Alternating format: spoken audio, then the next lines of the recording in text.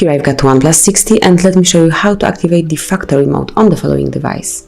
So at the very beginning you have to switch off your phone, just tap on power key and hold it for about 3 seconds and click on power off.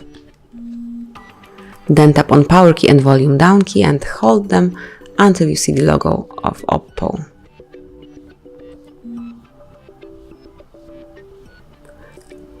And now you can leave it.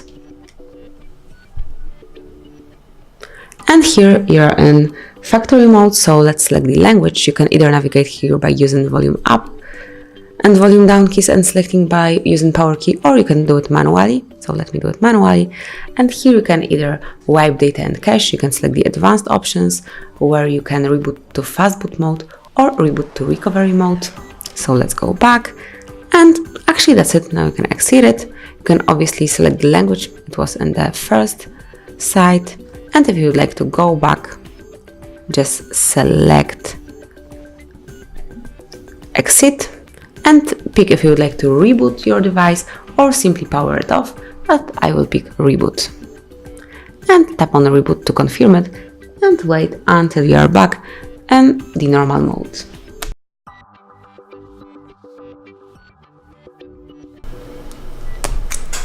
So that's it.